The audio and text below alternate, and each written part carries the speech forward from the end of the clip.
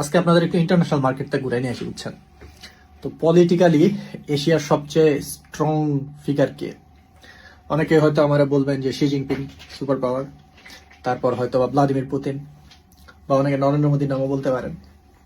কিন্তু এদের কেউই না, এরা সবাই পাওয়ারফুল, মানে তারা কান্ট্রি ওয়াইজ বেশি পাওয়ারফুল, মানে সবার কাছে নিউক্লিয়ার আছে, প্লাস মিলিটারি সাইজ অনেক বড়।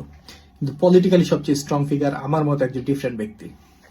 সেটা হচ্ছে যে এই বান্দা, যার নাম আমি নিতে যেতেছি, সে হইতেছে গিয়া এশিয়া বা ইউরোপে কোনো ডিল করতে গেলে আগে এই দিক দিয়ে হয়ে যাইতে হয় কোনো একটা কারণে, ঠিক আছে? সে একই সাথে ন্যাটোর মেম্বার, আবার এই দিক দিয়ে সে ভ্লাদিমির পুতিনের সাথেও বয়াবে আইসক্রিম খায়, কয় যে তুই বিল দে।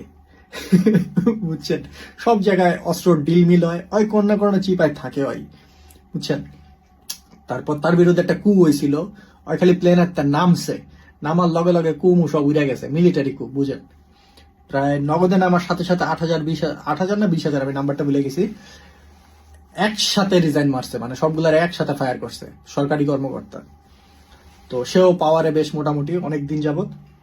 এবং আমার মতে পাকিস্তানের যদিও নিউক্লিয়ার আছে, বাট মুসলিম বিশ্বের সবচেয়ে মিলিটারিলি পাওয়ারফুল ওই, সেটা হচ্ছে রিসেপ তাইপ এরদোয়ান, ঠিক আছে?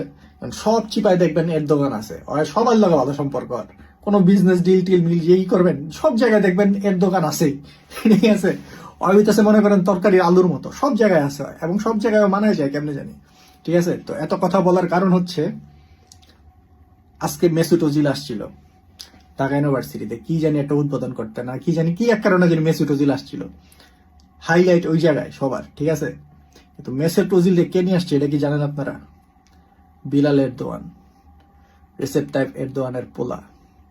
তো এত কথা বলার যে কারণ আমি বুঝতে পারতেছি যে বিএনপি সুর নেমে গেছে কেন, তো বুঝছেন?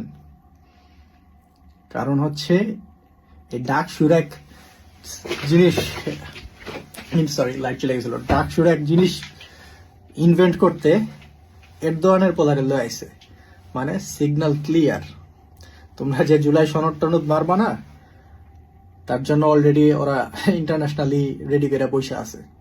তো বিএনপি পড়ছে এখন, আমার মনে হয় যে ফাফা বাসের কুঞ্চিটা কি যেন এক চিপায় কয় না, যে ওরা একে তো ইন্ডিয়া ওই দিক দিয়ে এদের কথা শুনতে হবে, আর যদি না করে তাহলে এই দিক দিয়ে সিস্টেম ওরা রেডি করতেছে। তো সুর নরম হওয়ার কারণ আমি মোটামুটি এখন ক্লিয়ার যে কেন তাদের সুর এত নরম হয়ে গেছে নির্বাচিত হওয়ার পরেও। তো দেখা যাক দেখি কাহিনী কই যায়।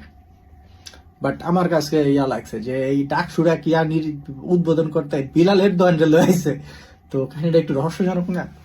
চিন্তা করে দেখেন।